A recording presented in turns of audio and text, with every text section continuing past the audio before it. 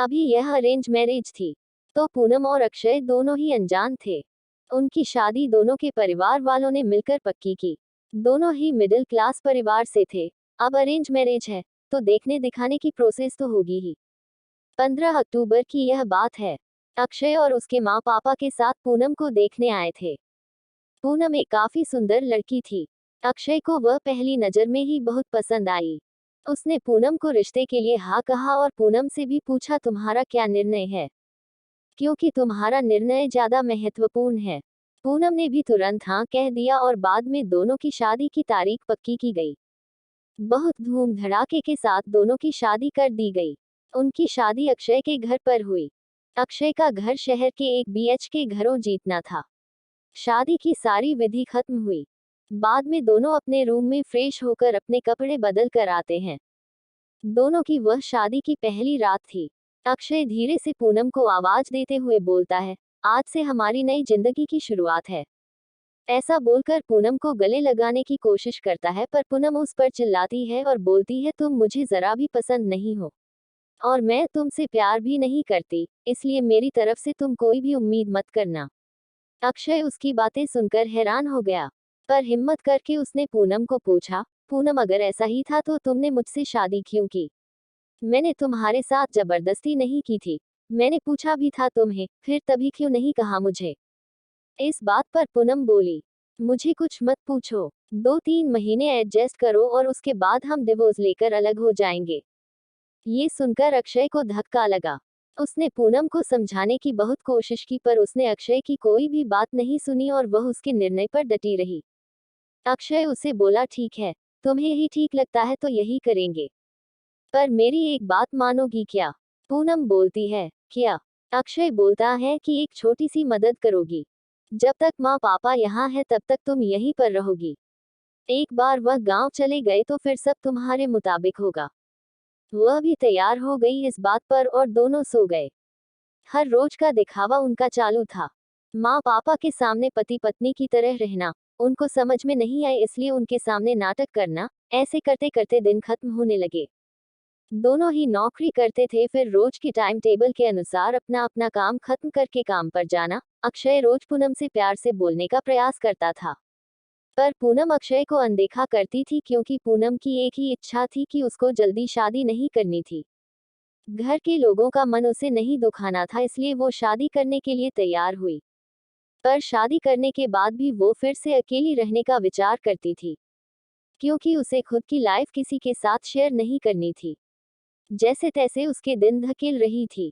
अक्षय उसे हमेशा अपनी पत्नी का दर्जा देने का प्रयास कर रहा था, पर पूनम कभी भी अक्षय को पति का दर्जा नहीं देती थी। एक दिन फर्श पर पानी गिरा हुआ था, तब पूनम का पैर उस पर अचानक से फिसला और उसका पैर फ्रैक्चर हो गया। अक्षय तुरंत उसे डॉक्टर के पास लेकर गया। उसका इलाज होता है। डॉक्टर कहता है पैर पर जरा सा भी जोर नहीं देना है।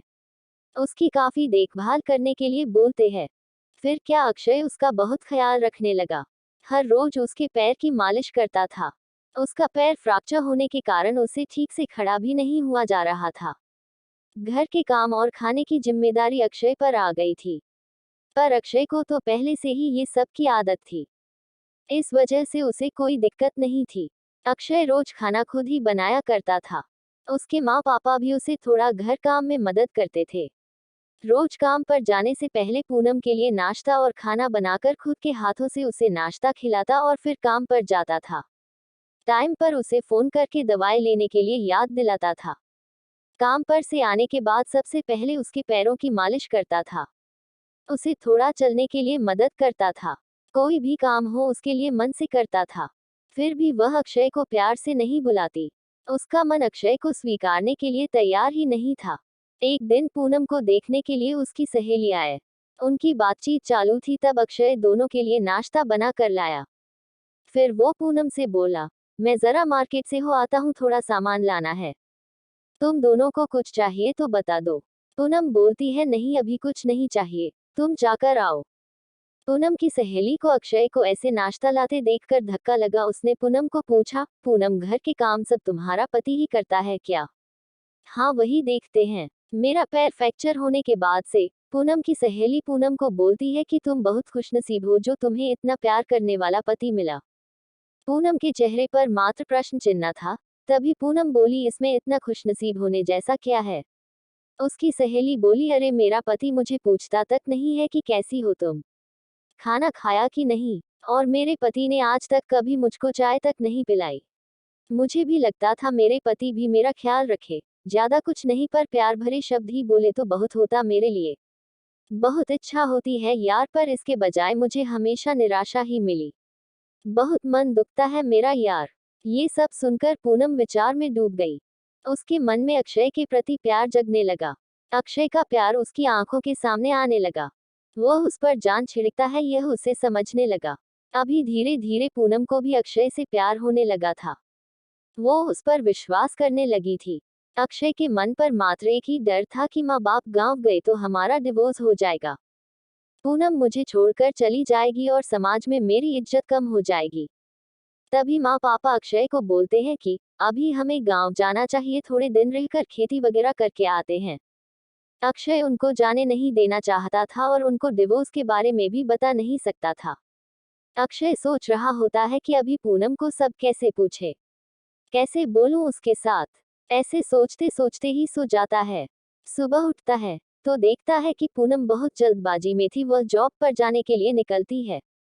तब जाते जाते पूनम बोली कि अक्षय टिफिन बना कर रखा है, लेकर जाना, कपड़ों को इस्त्री करके रख दिया है और नाश्ता भी करके जाना, और हाँ आज घर पर जल्दी आना, ये बोलकर निकल गई। अक्षय मन में ही सोचने लगा कि जिसने आज तक एक गिलास पानी तक दिया नहीं, आज अचानक ऐसे उसने इतना सब कैसे किया। अक्षय का मन बहुत अशांत हुआ हो गया। वह भी सब काम करके ऑफिस के लिए निकल गया। उसके मन में बस इतना ही चालू था कि आज हमें डिवोर्स के बारे में बोलना है। शाम का वक्त होता है। पूनम के बताने के अनुसार अक्षय जल्दी घर आता है। पूनम ने खाना बनाकर सब काम निपटा कर रखे था। घर पर आते ही उसे चाय देती है।